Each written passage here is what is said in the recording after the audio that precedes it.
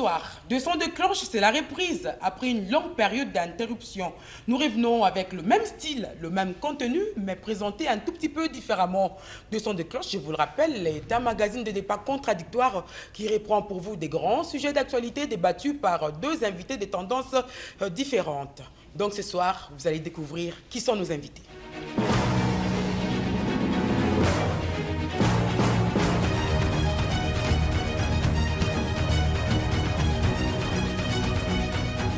Ce soir, notre thème, c'est élection de décembre 2023. Sommes-nous prêts? Quid du processus électoral? Pour en débattre, vous avez constaté que nous avons sur ce plateau deux invités. D'abord, je présenterai celui qui est à ma droite. Il s'agit de Maître Jean-Bosco Condé, qui est cadre de l'Union Sacrée, cette plateforme électorale autour du président actuel au pouvoir, donc Félix Tshisekedi Tshilombo. Et il est face à un autre juriste et un avocat comme lui, Maître Hervé Diakessé, avocat, nouveau porte-parole de Ensemble, cette plateforme politique qui a comme, je dirais, autorité morale au président Moïse Katumbi. Bonsoir. Bonsoir madame, Ensemble pour la République. Oh, merci pour la précision. Est-ce que les présentations sont complètes? Vous avez autre chose à ajouter? Non, c'est très bien. Maître Condé? Non, ça va. Alors, la question est lancée. Nous parlons du processus électoral. Vous, au niveau de votre plateforme politique ou votre parti, comment vous analysez ce qui est fait actuellement? Comment vous analysez le processus électoral en cours? Merci madame pour l'opportunité d'abord que vous m'accordez d'être sur ces plateaux et surtout sur ce privilège d'être parmi les premiers invités parce que vous relancez cette émission de son de cloche. J'avoue que j'en étais un des plus grands fans et déjà lors de mes études secondaires, quand c'était Chantal Kanimbo qui animait ça, j'ai été très ébloui par une grande émission entre Malumba Bagola et Félix Vundwawe Tepemako. C'est ça qui m'a donné le goût de la politique et du droit à suivre ces grands débats. Et merci de nous avoir permis de reprendre. Et merci de le préciser. Votre analyse en 2-3 minutes. Alors, écoutez, nous sommes droits faire un processus qui n'est pas un processus électoral, mais un processus vers les chaos électoral. Tout est fait en réalité pour que ce processus ne réponde à aucune des normes, à aucun des principes de transparence, à aucun des principes de crédibilité, à aucun des principes de participation citoyenne. Vous ne pouvez pas parler d'un processus crédible lorsqu'aujourd'hui la CENI est dans l'incapacité d'afficher les listes des électeurs. Vous ne pouvez pas parler d'un processus crédible lorsque au moins 1 million d'électeurs a ces cartes dont les caractères s'effacent ou les photos s'effacent. Vous ne pouvez pas parler d'un processus crédible lorsque la CENI a été dans l'incapacité d'accepter un audit sérieux, alors que les derniers audits avaient permis d'extirper 6 millions de doublons, dont des mineurs. Alors aujourd'hui, nous assistons à une volonté de la famille politique de mon distingué confrère de passer en force en piétinant toutes les normes en matière électorale, ce qu'ils ne réussiront de toute façon pas à faire, parce qu'en réalité, madame, on est tous conscients d'une chose, c'est que la CENI a mis en place un mécanisme pour dissuader ou décourager les gens à participer aux élections, croyant ainsi ouvrir le couloir à la famille politique du chef de l'État. Mais nous allons nous opposer... Vous avez des preuves de ce que vous avancez. Quand vous tenez des propos, il faut bien que ce soit avéré. Mais je suis même en train de les étayer. Premièrement, la première dénonciation lors des opérations d'identification et d'enrôlement des électeurs, c'est la circulation entre les mains des personnes tierces à la CENI du matériel sensible. Nous avons vu des accidents où on a trouvé dans les véhicules des membres de la famille politique du chef de l'État des kits électoraux. La CENI a été dans l'impossibilité de nous dire comment ces matériels sensibles a quitté les entrepôts de la CENI pour se retrouver dans les véhicules des personnes qui ne sont pas de la CENI et qui sont en plus des politiciens de la famille politique du chef de l'État. Jusqu'à aujourd'hui, on ne le sait pas. Ça, c'est ce qu'on a découvert à cause des accidents. Mais ce qu'on n'a pas découvert et qui circule clandestinement, comment on a pu le faire? Deuxièmement, nous l'avons encore démontré, aujourd'hui, la CENI, nous sommes quand même au 4e cycle électoral, madame. Ça veut dire qu'il n'y a rien de nouveau ici en matière d'enrôlement des électeurs. Aujourd'hui, on est en train de vous dire que pour afficher les listes des électeurs, Les gens doivent se déplacer. Vous prenez quelqu'un dans la... Je ne sais pas si mon distingué confrère est candidat encore cette fois-ci, mais mettons qu'il était à Lukula, où se trouve l'antenne de la CENI. Les gens doivent quitter Mbatambeng, ou bien les gens doivent quitter Makaïvouabi, à faire des soixantaines de kilomètres pour aller consulter un préposé à l'affichage.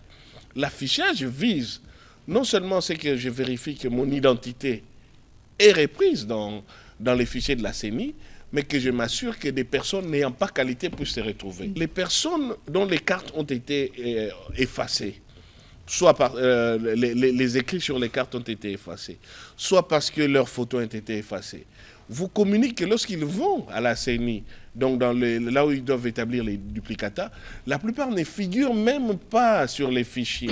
Donc on ne parvient même pas à retrouver leur nom. Donc c'est pour dire qu'en réalité, la CENI n'a pas un fichier sérieux et fiable. Et vous parlez des élections sans fichier. D'accord. Je vous retrouve tout à l'heure. Je donne la parole à votre co-débatteur, Maître Condé. Vous avez suivi l'analyse de Maître Diakessé sur la même question. Comment vous analysez le processus à ce stade précis? Bien. Merci beaucoup, Madame Odia, d'abord pour votre invitation. Je vous en remercie sincèrement et aussi pour cet honneur que vous m'avez fait, que vous nous faites, moi et mon co-débatteur, parce qu'il y a très longtemps que cette émission a été suivie par les téléspectateurs. Cette grande émission où, en principe, on ne peut pas me présenter, parce que vous étiez un habitué de 200 de cloche. Je suis un habitué, avant les élections. Un des co-débatteurs que les gens connaissent. Donc voilà que le jour de la reprise, vous me faites cet honneur-là. Je ne peux que vous remercier. Et je souhaite plein feu à bon vent à cette émission, parce que c'est l'occasion où les différentes tendances politiques, je dirais même que c'est l'unique occasion où nous nous rencontrons tous pour discuter des questions politiques de notre pays. Alors, j'ai suivi avec beaucoup d'attention l'intervention, l'analyse de mon co-débatteur qui est mon confrère. Je pense que je verse tout cela dans le panier de la versatilité. Parce que, Madame Odia, comme il l'a si bien dit, nous ne sommes pas à notre premier cycle électoral. Je voudrais aller par un exemple concret. En 2011, j'étais candidat député national dans la circonscription électorale de Tchéla, qui est mon fief électoral. Je n'ai jamais vu, je mets quiconque à défi, je n'ai jamais vu où est-ce que les listes étaient affichées. Je mets quiconque à défi. Et je me rappelle, j'ai des images, je râlais les jours de vote parce qu'au lieu de trouver mon nom sur une liste quelconque, on prenait plutôt ma carte d'électeur pour écrire mon nom sur un papier duplicateur blanc et vierge. Je mets quiconque à défi et je garde les images jusqu'aujourd'hui. Donc c'est pour ainsi dire seulement que l'œuvre humaine n'a jamais été parfaite. Il y a toujours, depuis que nous avons commencé, il y a toujours par-ci, par-là des petites choses, je dis bien, des petites choses qui ne marchent pas. Des petites choses, peut-être sur le plan technique, peut-être sur le plan organisationnel. Mais le train des élections, Madame Odia, il est parti. Il est en route, qu'on le veuille ou pas. Je venais de suivre une émission avant celle-ci où on a dit « Bolinga, bolingate, les élections, c'est le 20 décembre ». Ça, c'est une fuite en avant. C'est une fuite en avant. Et quand ça vient de l'ensemble, soi-disant pour la République, je vous dis, Madame Odia, ça ne m'étonne pas. Parce que je connais la versatilité des gens qui organisent et qui ont créé et qui organisent, qui animent ça. Donc, on cherche maintenant des poux sur la calvitie. Parce que la vraie raison ne veut pas l'avancer. Les gens n'ont pas cru à ces élections. Les gens n'ont pas cru qu'il y aura élection. Ça me rappelle un étudiant qui n'a pas préparé l'examen parce qu'il y a un faux bruit qui courait que l'examen est reporté. Ou l'examen sera reporté. Et il y a des étudiants. Je suis un encadreur, je suis un enseignant, j'en sais quelque chose. Il y a des étudiants qui se livrent facilement à ces genres de faux bruits et qui ne préparent pas l'examen. Et malheureusement, l'opposition n'est pas voilà. L'opposition n'est pas prête. Ne sont pas prêts. L'opposition a joué aux mauvais étudiants qui se prête à des rumeurs, comme quoi les profs est en déplacement, il n'y aura pas examen. Et les jours J, le professeur est bien là, et on leur dit qu'il y a examen. Et ces genres d'étudiants-là, j'en sais quelque chose, ils essayent d'organiser des petits groupuscules de gens pour déranger, pour qu'il y ait des incidents, pour qu'il n'y ait pas d'élection. Madame Odia, le processus électoral est non chaotique, comme le semblent le dire certaines officines politiques. Le processus électoral est bel et bien en cours. J'ai saisi l'opportunité pour féliciter notre champion, le chef de l'État, Félix Antoine Tshisekedi Tshilombo, Fatih Béton, et que moi j'appelle toujours Fatih Béton Armé, parce que toutes les mauvaises langues avaient dit non, il ne va pas organiser les élections, il va opter pour les glissements, surtout que son mandat a été saucissonné, parce que vous le savez comme tout le monde, les 2 premières années de son mandat, il n'avait pas. Donc bref, les élections auront bel et bien lieu le 20 décembre, n'en déplaise aux abonnés absents. Ah, nous avons omis de préciser quelque chose, nous reprenons, mais nous avons quand même élaboré une sorte de 10 commandements que les invités doivent respecter pendant nos émissions. J'ai juste 2 points pour dire que l'émission s'y tiendra dans le respect de code d'éthique. Nous devons faire preuve d'honnêteté et de sens des responsabilités des décences dans les propos, bannir l'injure, la diffamation, la médisance, la calomnie, les accusations sans preuve, l'altération des documents, la déformation des faits et le mensonge, non à l'incitation à la haine ethnique, régionale et non à l'apologie de toute valeur négative pendant la durée de l'émission. Et on doit tenir des propos responsables, sachant que le public qui nous suit est diversifié. Voilà. Alors, je rappelle qu'il y a une année, en novembre 2022, la CENI avait dévoilé les calendriers électoraux. Le 20 décembre, convocation des scrutins. Et la campagne est censée démarrer le 19 novembre pour se terminer le 18 décembre. Et après le 10 janvier, aura lieu la proclamation des résultats définitifs par la Cour constitutionnelle. Alors, Maître Diaki, si vous avez suivi ce que vient de déclarer Maître Condé, c'est vrai qu'au niveau de l'opposition, vous n'êtes pas prêt. J'ai suivi surtout que Maître Condé a cherché à botter en touche sur la réalité de la question du fichier électoral. Vous n'avez pas d'élection si vous n'avez pas de fichier électoral. Et Maître Condé, je vais revenir sur les autres aspects, ne vous en faites pas. Mais le fichier électoral existe. Il n'existe pas, madame, et je vais l'expliquer pourquoi il n'existe pas. Maître Condé vous dit comme unique argument qu'il était candidat à Tchela. Je me rappelle même qu'à l'époque où j'étais à la CI, il a dû aussi être encore candidat à Tchela pour les premiers scrutins de 2006. Voilà comment s'est créé un fichier. La première étape, c'est l'opération d'identification et d'enrôlement des électeurs. En cette étape-là, l'affichage est quotidien. Chaque jour, quand vous venez, vous êtes dans la file d'attente, la CENI vous reçoit. Une fois qu'on a prélevé les empreintes, et c'est qu'aussi, outre les empreintes digitales, on avait ajouté les empreintes de l'iris, on imprime la carte d'électeur. Et qui reste faire les personnels du centre d'inscription? Une fois que cette opération est terminée, ils affichent devant chaque bureau d'inscription les noms des personnes qui ont été enrôlées avec leurs photos. Ce que la CENI n'a pas fait cette fois-ci. Ça, c'est la première étape. Elle est obligatoire, elle est indispensable parce qu'elle permet une chose. Elle permet la vérification au niveau de l'enrôlement afin que l'électeur, en cas de non prise en compte correcte de son identité ou en cas d'erreur dans la prise en compte de son identité, puisse voir le président du centre d'inscription et qu'on procède aux rectifications. Et en cas de refus du centre d'inscription, ça ouvre la voie au contentieux de liste. Chaque électeur peut saisir le président du tribunal de paix pour ce faire. Cette étape a été zappée par l'actuelle CENI. La deuxième chose qu'elle permet, c'est le contrôle citoyen. Pour que tout le monde s'assure que les personnes qui figurent sur cette liste remplissent les conditions. Il n'y a pas de mineurs, il n'y a pas de tiers, il n'y a pas de militaires, il n'y a pas de policiers, il n'y a pas de faux électeurs. Ces gens sont effectivement dans les rayons où l'enrôlement a été fait. Mais les nettoyages ont quand même été faits, les doublons... Non, déjà, cette étape a été zappée. Maître Condé nous dit, non, le nettoyage n'a pas été fait parce que vous vous rappelez que la francophonie aurait dû procéder à ces travaux. La CENI a dit, vous le faites en une semaine.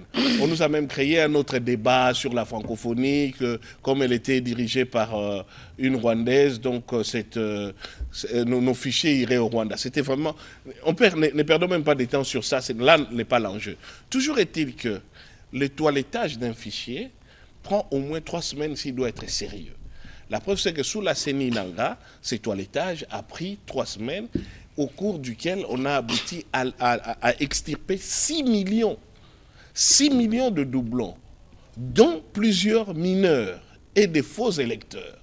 Ce travail n'a pas été fait. La CENI a sous-traité un recrutement vis-à-vis des gens qui lui étaient subordonnés. Donc un recrutement qui n'a pas répondu au désir de ils ont fait un travail en une semaine et ils ont dit... Vous auriez souhaité la preuve maintenant, c'est ça la preuve. Madame, c'est quoi l'enjeu? Les élections ne sont pas la propriété du président Tshisekedi. Elles ne sont pas la propriété de Denis Kadima. Elles ne sont pas la propriété de la famille politique du chef de l'État. Elles sont la propriété de tout le peuple congolais. C'est l'exercice de notre droit à la souveraineté. Donc il n'y a aucun groupe qui peut croire qu'il confisque le processus pour s'organiser un passage ou via un compromis à l'africaine. Permettez-moi d'insister parce que ce que Maître Condé dit, à mon sens, c'est inexact. Même sous la CENI... vous parlez de 2011, Ngoï Mulunda, mais il y a eu identification et enrôlement des électeurs, il y a eu affichage au niveau des centres d'inscription. Et c'est une étape indispensable. Voulez-vous nous dire ici sur ces plateaux, mon cher confrère, qu'on avait obligé les électeurs dans votre circonscription de Achela, je crois que tous ceux qui doivent quitter Sioni, tous qui peuvent quitter même Kaimbaku, Kaimbumba, Lubolo, ont dû quitter ces endroits pour aller venir à Achela, consulter les listes auprès d'un préposé à l'affichage. C'est sans précédent.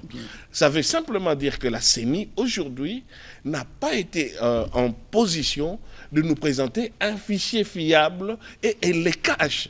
Pour quelle raison, nous ne le savons pas. Vous n'allez pas demander quand même à un électeur. Il s'est inscrit dans un milieu précis, et Denis Kadima nous avait dit, l'un des principes qualitatifs pour les élections, c'est la proximité. Éviter que les électeurs ne se déplacent au-delà de 10 km.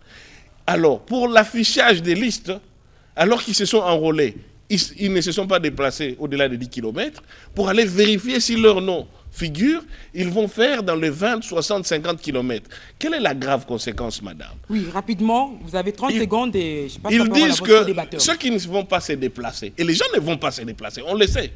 Ils ne vont pas faire 50, 60 km pour aller vérifier si leur nom figure là-bas. Ah, vous voyez l'avenir. Alors, madame, vous allez quitter Makanza, Lukolela, faire 50 km en pirogue, sous la pluie, pour aller vérifier dans un centre d'inscription ou dans une antenne de la CENI, ou peut-être l'agent de la CENI n'est même pas là ce jour-là, aux frais de qui, et vous allez rester pendant combien de jours pour vérifier.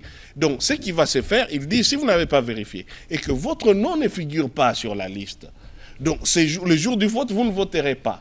Donc, c'est qu'on va assister à des gens stipendiés, relevant de la CENI, qui vont commencer à sélectionner les gens. Vous n'êtes pas sur la liste et vont nous mettre des fictifs. C'est pourquoi on comprend pourquoi on a retrouvé les kits d'enrôlement dans des véhicules des politiciens et du camp politique de Maître Jean Bosco. Madame, je pense que votre co-débatteur, Maître Diakessé, pense que le processus est confisqué. Madame Odia, je tiens Maître Diakessé au mot. Dans sa première intervention, il reconnaît qu'il y a eu audit du fichier électoral, mais dit qu'il n'y a pas eu audit sérieux. J'ai noté. Absence d'audit et manque d'audit sérieux, je crois qu'il y a une grande fossé au milieu. Ce n'est pas la même chose. Donc il est là. Je reviens sur le mot versatilité, c'est de quoi je parle. Il est en train de se contredire lui-même sur le plateau. Il y a eu audit, mais pas un audit sérieux. Il avance, il dit qu'il n'y a pas eu audit. Madame Odia, il y a bel et bien eu audit du fichier électoral. Le problème, c'est quoi? Nous sommes en face d'un pluralisme politique. Si on doit dire que non, si on doit accepter que chaque tendance politique, que chaque formation politique, que chaque officine nous amène les gens qui doivent, selon eux, auditer les fichiers électoraux, Madame Odia, on ne s'en sortira jamais. L'audit a bel et bien eu lieu. L'audit a bel et bien eu lieu et Maître Diaké, c'est mon contradicteur, l'a dit sur votre plateau. Il l'a si bien dit. Mais au début, il a commencé par dire que ce n'était pas un audit sérieux. Non. Le problème est que l'ensemble et certaines confessions religieuses voulaient que l'audit soit confié à X personnes. La CENI dit non, vous n'allez rien nous imposer parce qu'il n'y a pas que vous. Il y a ensemble, il y a ceci, il y a cela. Nous sommes en face d'un plural, de plusieurs formations, de plusieurs regroupements politiques. Et d'ailleurs, je me souviens encore de ces débats, il leur a été dit, c'est une question de commodité. Nous avons cherché dans toutes nos lois, on n'a pas vu une disposition légale qui rend cela obligatoire. Aucune disposition légale. Mais pour la bonne forme, pour la commodité, pour des raisons de commodité, pour mettre tout le monde à l'aise, on a toujours, chaque processus électoral, on a toujours organisé ce nettoyage, cet audit. Mais si vraiment chacun doit venir nous imposer, on dit bien CNI, Commission électorale nationale indépendante. J'insiste sur les I qui est à la fin. C'était ça l'argument qu'on brandissait. Je ne vais pas citer pour respecter les codes déontologiques de votre émission. Ah, il faut respecter nos 10 commandements. Oui, les 10 commandements de l'émission. Mais je parle seulement de certaines confessions religieuses que vous connaissez. Et qui, je ne sais pas s'ils font partie de l'ensemble, entre parenthèses, pour la République, ou ils sont partenaires de l'ensemble, je ne sais pas. Mais ils se battent toujours ensemble. Et d'ailleurs, voilà, ça s'appelle ensemble. Ils se battent toujours ensemble avec certaines confessions religieuses qui oublient que la RDC, notre pays, est un État laïque, qui aiment nous imposer leur vue, qui aiment d'ailleurs des individus de ces confessions religieuses, qui aiment imposer leur vue, leur point de vue, au nom de toute la confession. Et ils sont toujours en partenariat avec l'ensemble, ce ne sont pas des individus. Et ils ont essayé d'imposer à la CENI les gens qu'ils ont estimé être capables de faire le nettoyage, l'audit du fichier. Mais la CENI, qui est indépendante, la commission électorale, leur a dit non, on ne nous impose rien. Et là, alors, ils vont parler de la confiscation. Il n'y a aucune confiscation, Madame Odia. La CENI, elle est là pour nous tous, pour l'ensemble, pour l'Union sacrée, pour l'UDPS, mon parti, pour tous les autres partis que vous connaissez. La CENI est comme l'église au milieu du village.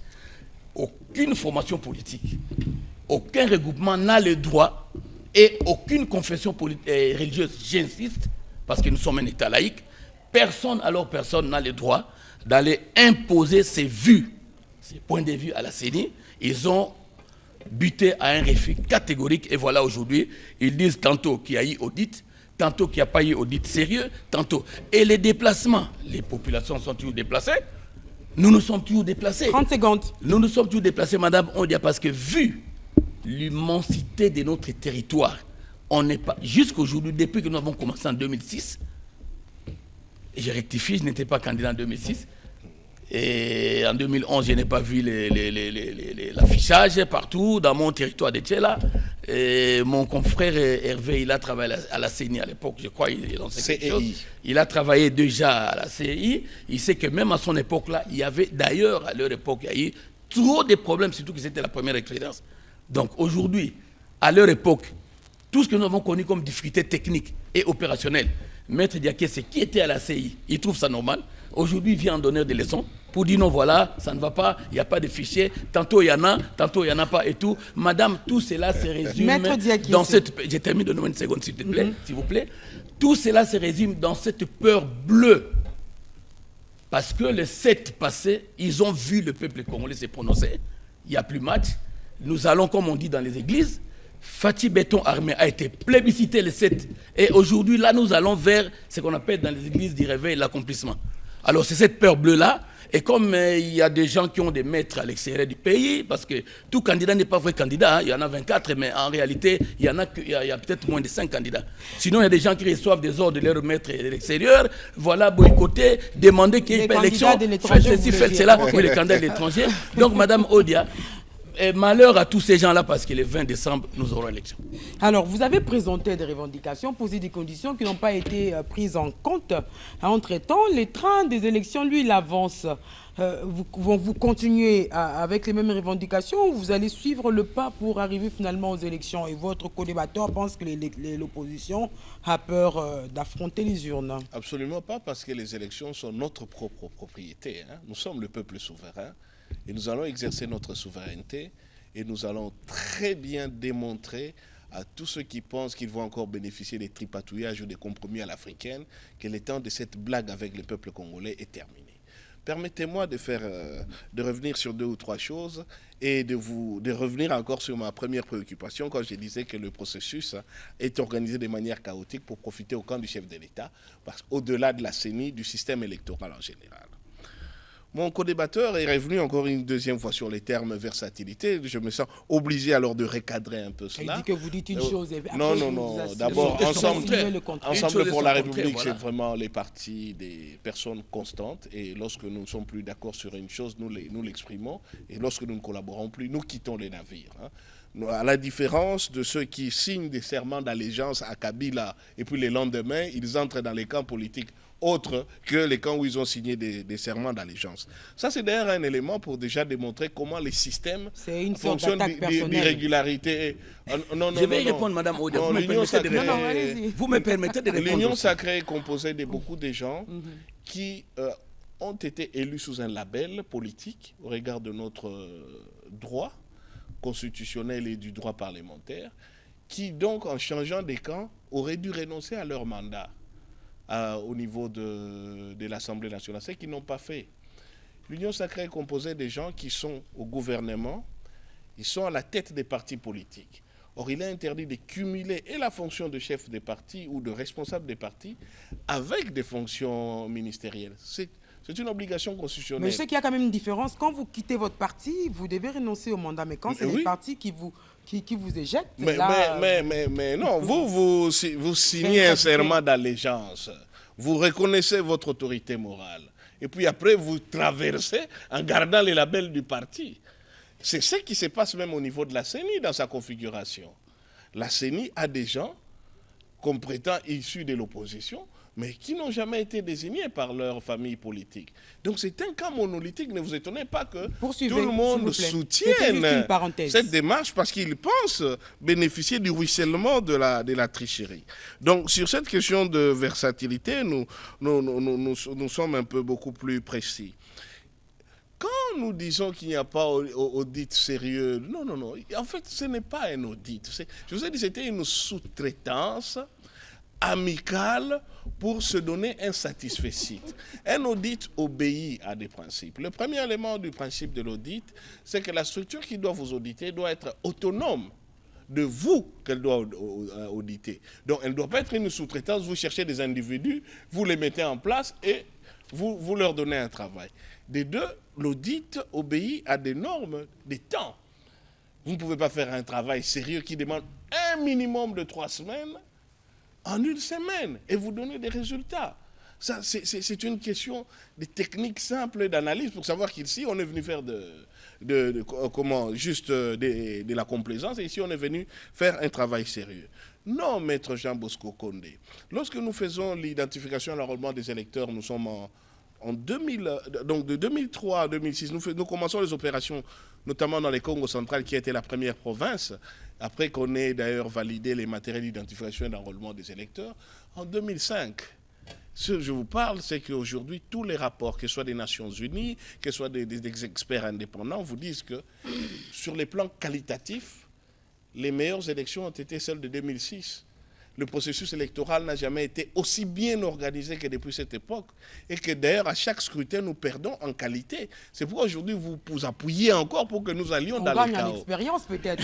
Oui, mais dans ce cas, c'est ça ce qui se passe. On vous dit par exemple que pour nous, jusqu'à aujourd'hui, les cartes d'électeurs que nous avions produites ne se sont jamais effacés. C'est ça les gages du sérieux. Jusqu'à aujourd'hui, les gens qui détiennent les cartes d'électeurs produites en 2006 ont toujours leurs photos sur ces cartes. Les caractères ne se sont jamais effacés. Ça, c'est du sérieux. On n'a même pas besoin de faire... On le constate, ces matériels. Deuxièmement, l'affichage, Maître Jean Bosco, il se faisait quotidiennement. On parle de l'affichage dans les centres d'inscription.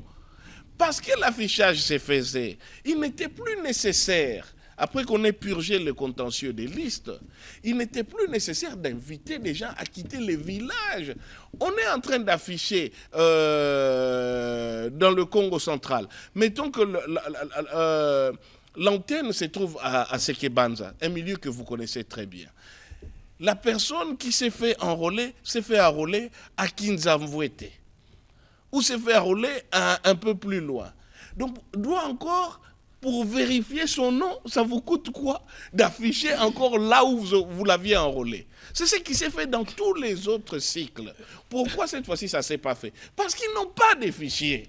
Donc, ils rendent le processus compliqué parce que justement l'audit n'a pas été fait. Et comme ça n'a pas été fait, ils n'ont pas de fichiers. Je contrôle bien mon chrono. J'aimerais bien terminer par motion.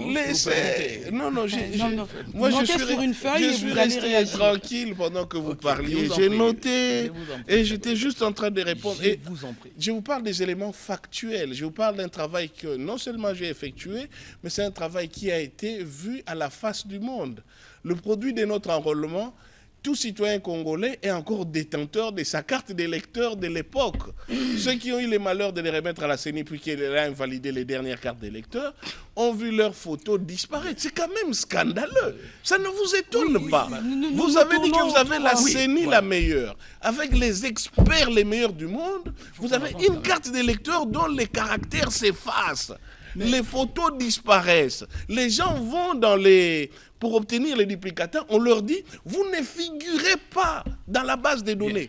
Ça ne vous inquiète pas, ça ne vous étonne pas, et vous trouvez ça normal.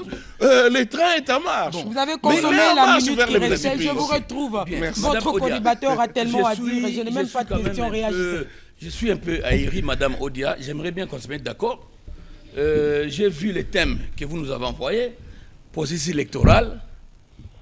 Mais curieusement, on est en train de faire l'apologie de la CEI 2006 de M. Lebé Apollinaire Malo d'heureuse mémoire. Je ne sais pas si mon co-débatteur est candidat quelque part, mais je vous en prie, chers co-débatteurs, ne vous servez pas de ces plateaux pour commencer déjà votre propre campagne quand vous êtes à la CEI et tout. Non.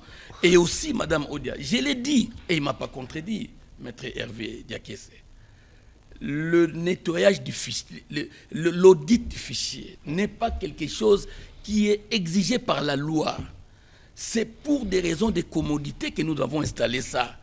Il n'y a aucune disposition. Lisez la loi électorale, lisez toutes nos lois. Je ne sais pas moi, on ne connaît jamais tout dans la vie, mais il n'y a aucun article qui nous oblige, qui dit que impérativement il faut auditer les fichiers. Mais pour raison de commodité, nous sommes une jeune démocratie. Pour mettre tout le monde en confiance, on organise à chaque processus l'audit du fichier. Mais que lui dise qu'il s'agit d'une affaire d'amis, que les autres disent finalement nous sommes là en train de chercher le sexe des anges. Qu'on ne puisse pas passer toute notre émission à pleurnicher autour de l'audit qui a été fait. Nous sommes ici, Madame Odia. C'est parole contre parole. Lui dit qu'il mon co-débatteur a d'abord dit qu'il n'a pas été bien fait, donc pas un audit sérieux. Après, il va dire que c'est un audit, il n'y a pas eu audit. Madame, excusez-moi, mais il y a deux petites choses sur lesquelles je dois m'exprimer. La première, lorsqu'il dit que l'ensemble est fait de personnes constantes, madame, nous sommes en train de parler la langue de Molière. La constance, à mon point de vue, ce n'est pas quelqu'un qui prend chaque fois un navire. À l'époque de Kabila, vous prenez les navires, vous faites 15 ans sur 18 ou 16 ans et demi sur 18, et lorsque vous voyez que le navire est en train d'accoster, vous lancez la théorie du pénalty pour sauter du navire et pour vous disculpez pour ne pas partager le bilan du travail que vous avez fait avec les autres. Je pense que là, il ne s'agit pas de la constance, mais il s'agit de la versatilité. Et lorsque vous vous mettez avec l'actuel régime dans l'Union sacrée, vous occupez des postes ministériels très importants. Et comme ça s'est fait au Congo, les membres de votre mouvement politique versent à chaque paye la dîme, entre guillemets, qu'il faut ramener au parti et tout. Vous vous en servez, vous la coulez douce. Et vers la fin, vous dites non, nous on n'est plus d'accord avec vous, on quitte les navires et le bilan ne l'engage pas. C'est de la versatilité, je sais de quoi je parle. Je dirais même que c'est de l'escroquerie politique. Donc, qu'on ne nous dise pas que c'est... des mots trop forts. Je retire ça, mais c'est de la versatilité. Ou bien, c'est le manque de rectitude sur le plan politique. On n'est pas correct. Vous faites des choses avec des amis, il faut vous assumer, allez jusqu'au bout, assumez-vous. Ne sortez pas à la fin pour dire que nous, ça ne nous concerne pas, nous, on a vu que ça ne va pas. Non. Ça, c'est tromper le peuple congolais qui n'est plus dupe. Alors, lorsqu'on dit que voilà, nous, les peuples, nous allons... Madame Odia, les peuples, il n'y en a pas que dans l'ensemble, soi-disant, pour la nation. Les peuples, il y en a chez nous, pour la République. Les peuples, pour la République, soi-disant pour la République. Les peuples, il y en a partout, dans tous les partis politiques, il y a les peuples. C'est comme ça. Vous vous souvenez, Madame Odia, chaque fois que je passe sur votre plateau, je n'aime pas voir quelqu'un qui parle au nom du peuple. C'est de l'escroquerie. Ce n'est pas correct. Parce que les peuples, il y en a chez eux. Vous ne le ferez pas, il y en a chez nous, il y en a partout. Vous ne parlerez pas au nom du peuple. Les peuples n'ont pas donné mandat. Oui, parlez de votre peuple qui fait partie de votre ensemble. Et moi, je parlerai du peuple qui fait partie de l'Union sacrée. Et la voix silencieuse. C'est correct, voilà. Mais parler de tous les peuples congolais en général, je n'ai jamais trouvé ça correct. Parce que le peuple n'a pas donné un mandat. Voilà. Vous avez maintenant la dernière minute. Je reviens dans ma dernière minute, Madame Odia. Mon co-débatteur a soulevé ça. Vous êtes intervenu aussi, mais je vais vous dire une chose, Madame. Oui, l'Union sacrée pour la nation est composée de gens qui sont partis de leur parti, qui sont juges de l'Union sacrée. Je renvoie mon co-débatteur à cet arrêt de principe de la Cour constitutionnelle. Je crois que tout le monde nous savons ce que c'est la Cour constitutionnelle, qui a été consultée, qui a rendu un arrêt et qui a permis à ces personnes de partir de là où ils étaient pour être là où ils sont, sans qu'ils ne puissent être exclus ou quoi. Même si on n'est pas d'accord, l'ex dura sed lex, comme nous disons. La loi est dure, parfois trop dure, mais elle reste la loi. Il y a un arrêt de principe de la Cour constitutionnelle qui a été consulté pour cette question-là. La Cour a rendu un arrêt devant lequel nous sommes tous obligés de nous incliner, surtout nous les professionnels du droit. J'ai en face de moi des hommes on doit s'incliner. De droit, donc vous savez bien de ce quoi vous parlez. Alors, je passe le dernier tour de parole et on va conclure l'émission. Mais Maître Diakessé, oui. je redis ce que j'ai dit tout à l'heure. Le train est en train de rouler. Finalement, on revient sur les plaintes, on stagne ou bien il faut évoluer? D'ailleurs, sur ça, je conclurai très rapidement. Juste relever une chose, deux ou trois petites choses et j'ai conclu. Mon distingué confrère, vous voyez que jusqu'au bout, il ne parvient pas à démontrer si nous avons un fichier fiable là. Il remonte au déluge, il comprend très bien que là, c'est leur grosse machine à tripatouiller. Mais je vais expliquer comment. C'est vrai, c'est normal dans ce cas de ne surtout pas citer les peuples parce qu'il n'est pas avec vous. Et c'est très clair. Mais alors, une autre réalité... Le peuple, c'est la voix silencieuse. C'est cette voix silencieuse que nous avons appris à écouter et qui va parler bientôt. Mais alors vraiment, les oreilles de beaucoup vont teinter. Mais là... voilà, l'arrêt de la Cour constitutionnelle. Allez, ne revenons pas sur ça, ici sur ces plateaux. Cet arrêt n'a fait qu'interpréter la question du mandat impératif. C'est qu'un élu n'est pas tenu de voter dans le même sens que son parti. C'est ça, parce que c'est un élu du peuple. Une fois qu'il est élu, on ne peut pas le contraindre à voter dans un sens ou dans l'autre. Mais cet arrêt n'a pas entendu éliminer la disposition constitutionnelle et celle de la loi électorale qui dit que quand vous avez été élu sous un label d'un parti, vous êtes parti signer allégeance à Joseph Kabila, en cours de route, vous changez de camp. Vous quittez les partis, vous laissez. C'est ça. C'est ça, n'est pas être escroc politique. C'est ça, faire preuve de rectitude. Ah. Mais peu importe. Vous voyez que le mot escroquerie nous revient. Ce sont des expressions qu'on On évitera. va oui, nous non, allons y revenir. Il avait atténué par quel mot faire preuve de rectitude. Donc c'est ça, faire preuve de rectitude politique. Vous dites, je ne suis plus d'accord avec ma famille politique. J'ai été élu sous son label, mais il prend une voix qui n'est pas la mienne. Moi, je veux soutenir les candidats face. Je vous rends votre mandat. Parce que vous êtes candidat d'un parti. C'est ça, faire la preuve. C'était la parenthèse. Oui, ça c'était cette parenthèse. Et d'ailleurs, ensemble, c'est la preuve de la constance, c'est quoi? Nous pouvons être avec un pouvoir, nous nous rendons compte qu'il ne va plus dans les sens des intérêts de la Constitution. Nous quittons. Parce que nous sommes dans l'intérêt de la population, pas le pouvoir pour le pouvoir. Il y a des gens qui ne supportent pas être dans l'opposition. Et dès le départ, ça c'était l'une des caractéristiques de Moïse Katumbi. Ils travaillent avec une autorité, ils sont dans un même sens, ils n'ont plus la même vision, ils disent on ne peut plus continuer comme ça, je m'en vais. Moïse Katumbi quitte le pouvoir pour l'opposition, alors que beaucoup ne parviennent jamais. Dès qu'ils quittent le pouvoir et parti, ils ne supportent pas l'opposition, ils vont aller dans tous les pouvoirs, y compris ceux qu'ils combattaient hier. C'est ça notre différence. La deuxième, c'est que c'est le chef de l'État qui a fait appel à Ensemble. Quand il a eu des problèmes avec les FCC de maître Jean Bosco Condé. Je me rappelle qu'il avait fait appel, il a fait appel à tout le monde. Ensemble, à tout le monde. Oui, nous parlons pour nous parce qu'il faisait allusion au fait que nous sommes partis encore. Mais nous sommes venus. On a demandé un cahier des charges, on ne s'est pas entendu. Je pense même que c'était dans l'intérêt supérieur de la nation. Parce que si nous aurions dû être très strict vis-à-vis de lui, il n'avait déjà pas tenu parole avec nous à Genève. Non, s'il vous plaît. Bah alors, non, on a préféré... Bon, alors, donc, ne rentrons plus sur ces débats. Vous n'êtes pas porte-parole de l'UDPS. Quand nous étions à Genève, vous étiez avec Kabila. Ce n'est pas votre affaire. Je pense que ça, c'est du passé. Bon, ok, alors, laissons sur ce point. Revenons maintenant sur cette question du train. Il faut courir après les trains. Oui, non.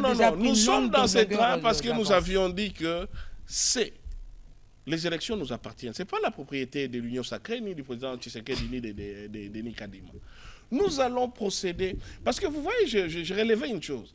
Regardez comment le système électoral est en train de s'organiser, y compris la complaisance institutionnelle. Le président de la République va déposer sa candidature devant un bâtiment public d'une entreprise de l'État. Il y a une grande affiche. Campagne précoce, et il est interdit par la loi de procéder non seulement des campagnes précoces. Vous avez vu, le CESAC n'a rien dit. Rien dit. On a affiché. Si vous partez à l'ONATRA jusqu'à aujourd'hui, vous verrez même des petites affiches. Mais une grande affiche en face de la CENI. Si vous circulez dans toute cette ville, vous verrez des individus avec des gros panneaux, l'affiche, le visage du chef de l'État ou un membre de l'Union sacrée. Ils font des campagnes précoces. En réalité, nous sommes dans un système, y compris des institutions républicaines, qui font de la complaisance et du laxisme au profit du camp du chef de l'État. Et le CESAC est en train de voir tout ça. Il ne dit rien, mais il va bondir sur toute position ou publication. Oui, ils nous suivent, c'est important. Cette chaîne nous appartient, il faut le dire. Donc nous sommes entrés dans cette machine parce que nous allons mobiliser notre population. Chaque citoyen va veiller sur sa voix. Et je suis heureux que le chef de l'État, sur les marches de la CENI, lui aussi a dit qu'il va mobiliser dans ce sens. Donc c'est très très bien. Nous allons tous vérifier. Personne ne quitte le bureau de vote sans l'affichage. Cette fois-ci, on ne va pas nous dire d'aller encore regarder dans les antennes de la CENI. Nous ne faisons pas de campagne électorale pour l'instant, donc nous respectons les règles. Madame Odia, vous réagissez et puis on donnera les... Laissez-moi sourire un peu, Madame Odia, parce que je reviens sur quelque chose que j'estime être très importante et je vais y aller par une image. Vous allez à une fête, Madame Odia. Vous vous installez. On vous sert un apéritif. Vous le prenez calmement. On vous sert une entrée. Vous passez au repas. Vous prenez les desserts. Et il reste 10 minutes pour que la fête se termine. Vous dites, non, moi, cette fête ne m'intéresse pas. Je quitte la fête. Et d'ailleurs, vous devrez noter que je n'ai jamais fait partie de cette fête. Ce n'est pas honnête, c'est politiquement malhonnête. Ça, vous pouvez tout dire, le peuple qui nous entend est même en train de m'applaudir en ce moment. c'est malhonnête. Le peuple de l'Union sacrée. Non, j'ai pas dit. Bon, pour une fois, vous parlez du peuple. Je parle des téléspectateurs. Ah, ok. Parce que la télé est suivie par tout le monde. Vous avez votre temps de parole, maître. Voilà. Donc, c'est tout le monde qui me suit, c'est en train de m'applaudir. Le régime Kabila a fait 18 ans. Et vous quittez à la moitié vers la 17e année, vous dites que je n'ai pas participé. Ce n'est pas honnête. Vous quittez quand? J'ai la parole, s'il vous plaît, confrère. J'ai la parole encore. Ce n'est pas honnête. Mais vous quittez quand? J'ai la parole. Vous n'avez pas la police des débats, confrère. Ce n'est pas correct, ce n'est pas honnête. Ou vous avez été dans l'affaire, ou vous n'avez pas été. Voilà pourquoi on parle souvent de 100 jours. Quand vous entrez dans une affaire, dans un parti politique, dans un regroupement, dans la première année, là, vous verrez qu'il y a du sérieux au bas. Ne profitez pas d'abord. N'usez pas de tout ce que les gens peuvent bénéficier pour dire à la fin, voilà, penalty, machin, c'est malhonnête. Et c'est de la versatilité. Je continuerai à parler de ça. Alors, madame, le peuple n'est pas avec vous. Ça me fait rire. Le peuple n'est pas avec M. Katumbi, qui n'est jamais correct. Nous le connaissons. S'il vous plaît. Qui n'a pas été. Voilà. Oui, parce qu'il a dit que. Bon, voilà. Nous restons au milieu du village. Voilà, sinon, je vais répliquer.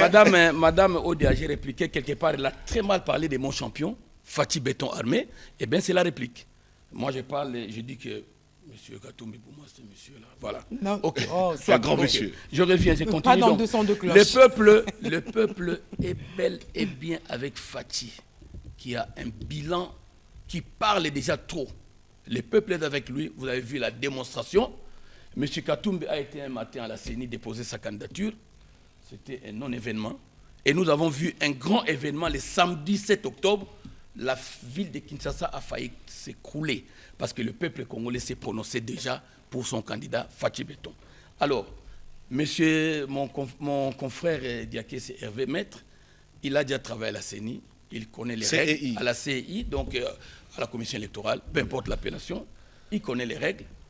Quand vous ne dites pas votez, votez, votez. Ce n'est pas de la campagne. Ce n'est pas de la campagne. Ce n'est pas lui qui doit prendre ça parce qu'il le sait. Il a déjà travaillé à la commission électorale. Et moi, ayant déjà été candidat, je connais ces jeux-là. Donc, mettre une affiche, mais les affiches... Sans numéro. Mais nous voyons des affiches partout. Les gens de l'opposition, les gens de toutes les tendances, nous voyons des affiches. Mais lorsque vous mettez voter, vous mettez votre numéro. Là maintenant, vous enfreignez la loi électorale. Alors, donc, quand le chef de l'État dit voter pour moi, non, ça, pour la gratuité de l'électricité secondaire. Non, il a dit au loi là-bas. Moi, je n'ai jamais entendu ça. C'est vous qui le dites. Vous venez de le confirmer. Vous qui le dites. Moi, je n'ai jamais entendu ça. Il l'a dit. C'est vous qui le dites, monsieur, mon frère, mon cher ami. Excusez-moi, mais moi, je bon, malheureusement, Madame Odia, vous voyez que le débat est en train de prendre une autre Non, je suis journaliste et je n'ai pas vu ça. Moi, je n'ai pas vu, je n'ai jamais vu ça. Ça n'engage que Maître Hervé Diaké, c'est mon confrère. Ça ne l'engage que lui. Moi, je n'ai jamais vu ça. Et vous n'avez pas vu l'affiche devant l'ONATRA? Une affiche. Oui. Je vote Fatih et toi. Mais monsieur, Maître Hervé Diaké, est avocat comme moi. Oui. Il sait que chez nous, en droit, nous disons que tout ce qui n'est pas interdit est permis. Et ça, c'est interdit. Je veux qu'il me montre la disposition légale de la loi électorale qui dit qu'il ne faut pas avoir, un panneau où il y a votre photo avant les élections, avant la campagne.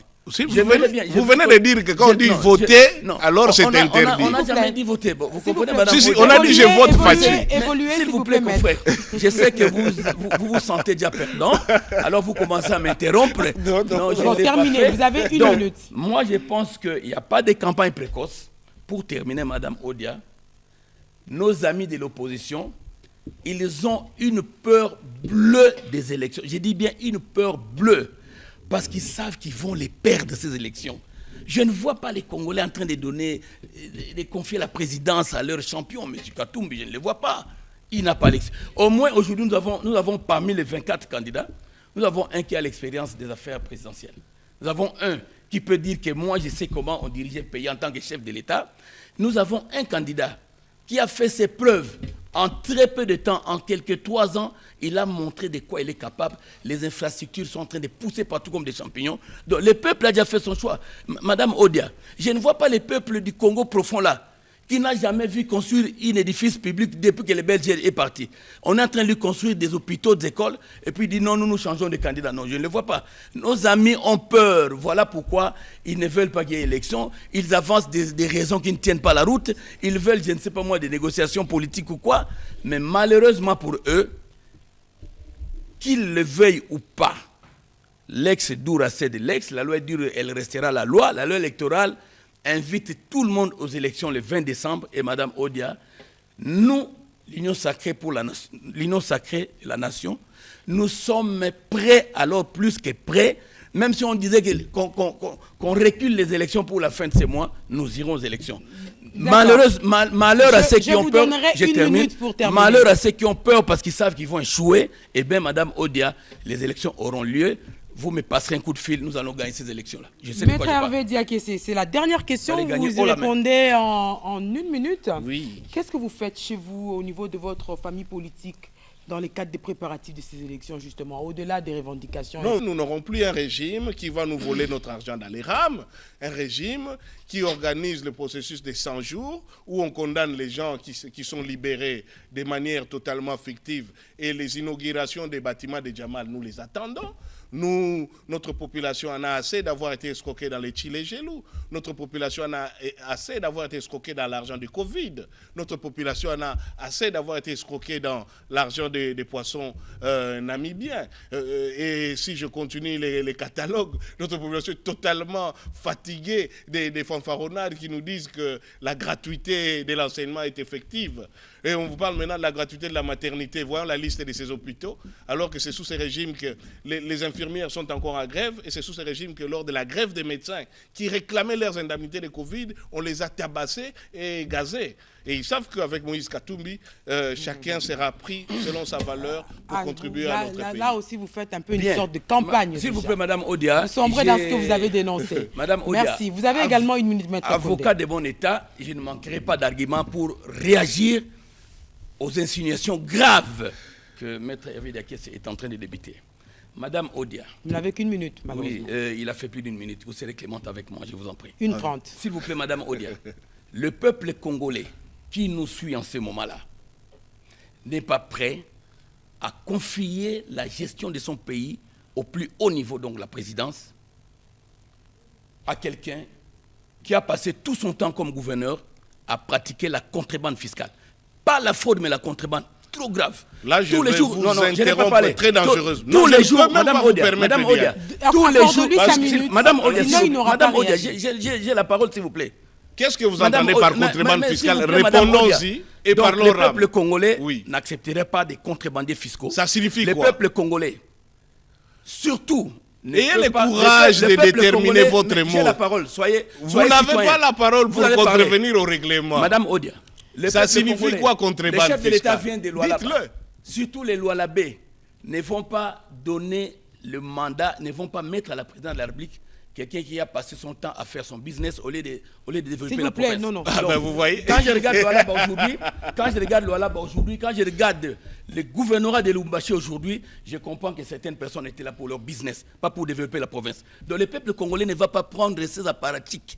Il ne les prendra pas. Et aussi, je termine par là, le peuple congolais sait que son pays devra être dirigé par un Congolais, un vrai, pas des gens qui usurpent la nationalité, surtout pas quelqu'un qui n'a pas de certificat de nationalité congolaise, parce qu'il est déjà annulé par le ministre Tambo Mambadé. Un gros mensonge. Madame Odia, vous êtes dans l'agitation, vous êtes dans la désinformation, et vous êtes dans les mensonges. Béton Armé sera réélu, et les petits candidats là, étrangers et qui obéissent à l'étranger, ils n'auront que leurs yeux pour pleurer. J'ai 1 seconde. Le peuple congolais a la loi. Après avoir fait allégeance à Kabila, vous êtes parti chez Fachi pour continuer à débiter les mêmes inepties. Le peuple congolais a la loi Tchani dans sa tête. Cette loi n'est pas passée au Parlement. C'est un avocat qui parle d'une loi qui n'existe pas.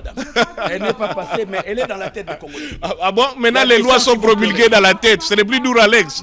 Madame Odia, les gens vont pleurer. De son de cloche est terminé. Merci à vous d'avoir été nos invités. Serrez-vous la main. Vous êtes des adversaires politiques, pas des ennemis. Et merci à vous d'avoir été attentifs à cette émission. Le prochain rendez-vous, ce sera dans 2 semaines.